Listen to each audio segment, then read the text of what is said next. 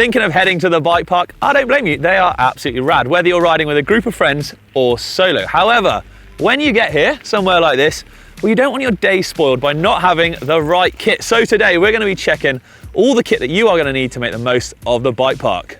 Stay sendy.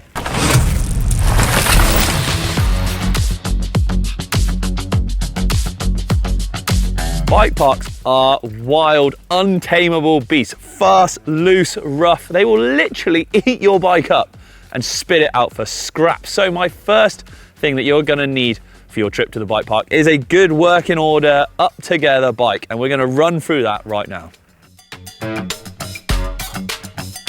Big old areas of wear and tear on the bike then, or somewhere that is going to be exaggerated when you go shredding park laps like this. Wheels and tyres, you want to be checking, ideally not buckled. All your spokes are nice and tight.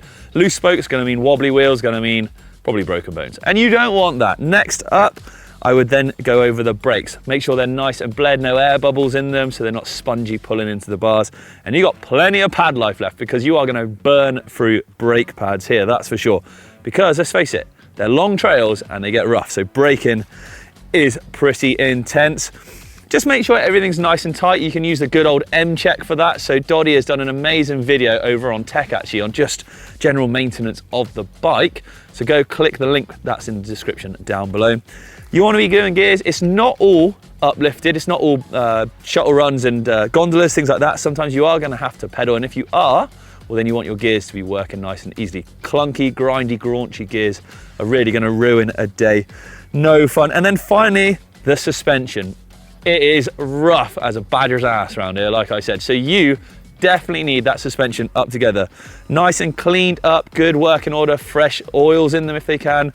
Seals all in good condition. You don't want like dirty seals, grit getting in and around there, grinding stuff up. Nice and smooth action to it. All of these things, mostly just a visual check. It takes, no time at all just to give the old spokes a bit of a squeeze, things like that, just to make sure that everything is tip top for a day in the park.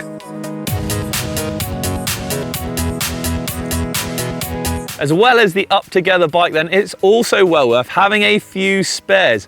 Putting in the volume of riding that you're going to at these kind of places means that things are going to wear out pretty damn sharpish. So whether you're going away or you're riding your local, having things like spare tyres, a spare chain or spare brake pads potentially is always worth just keeping in the back of the car, just in case you need them. And it's also worth noting actually that, when you do come to some of the foreign locations, well, things can get pretty pricey. So if you've bought them back home and brought them with you, that's really good. If you don't use them actually, well, you can always just send them back afterwards. It's a little top tip for you there.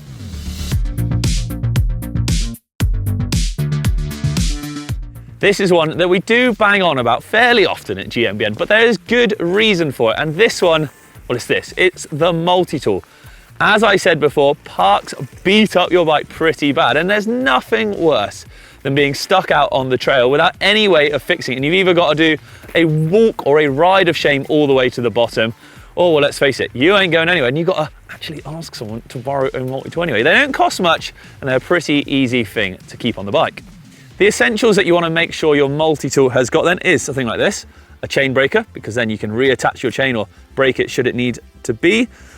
A 3 through to 6 mil Allen key I would recommend as well, an 8 if you can get one on there, and also a T25. That is going to cover most of the bolts and the bits and pieces on your bike that are going to break. But something like this Toe Peak Alien here, well, it's got all sorts. There's even a knife on here, a bottle opener, for when you're at the bottom and you need that beer. There's various wrenches and all sorts. But those ones I said, I would make sure that the multi-tool has always got.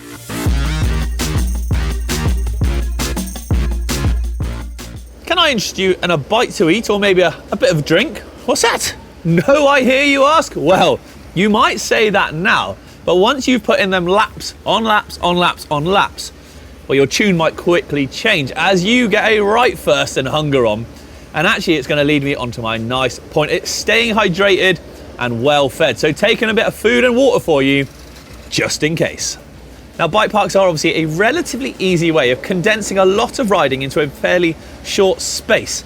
And that's because you can just get the lifts and put laps on laps on laps in. However, that's not to say that food and hunger isn't going to strike. Although, well, much like where I'm stopped now, there might be little cafes, dotted around the trails or at the top or bottom of lifts. If it's a particularly hot day, you can still get really thirsty and be gasping for some water out on the trail. So I'd always recommend at least taking a small bottle of water with you if you can fit it on your bike. If you can't, well, then don't panic, but I would sort of plan your route or your riding around maybe where you can get a little drink now and again. Same to be said for food, really. But look, that don't take much space in your pocket. So if you just want a little bite to eat on the chair lift up, perfectly convenient. And that way you can, again, plan your ride and maybe get a bigger bite to eat once you've done a morning's worth of riding. You stop for a little bit of lunch and carry on. It just helps stove off the way of getting into the red zone, hitting the wall, because that's going to ruin an entire day, let alone just doing a run. And you don't want that.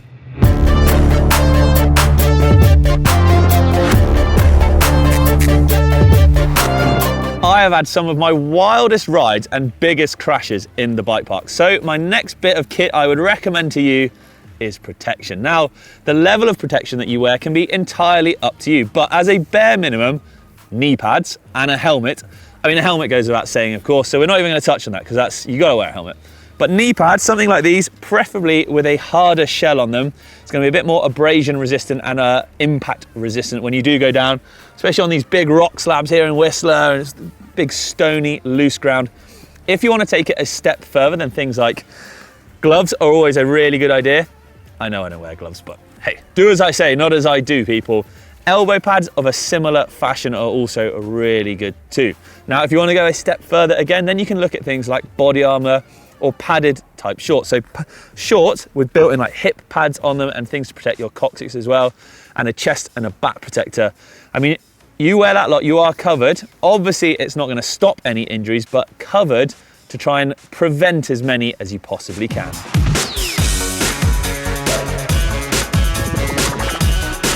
Now, most of the time when I'm riding, I like to know where I'm going. Having said that, getting lost is actually pretty fun too, isn't it? But when you're somewhere as vast as Whistler Bike Park, or many bike parks around the world for that matter, it is kind of good to know where you're going, or at least be able to figure out where you're going, so you can make the most of your time in the park, especially if you are on a time-sensitive ride. So a lot of places now will have paper maps, or actually modern times, innit? So apps which will have all the trails on them, what's open, what's closed, what lifts are running, what facilities are dotted around left, right and centre, and they can be really useful for just planning your ride. So whilst you're on the lift up, you can be like, scroll, scroll, scroll, what's open, let's link up to that trail, and that way you can really maximise your bike park experience.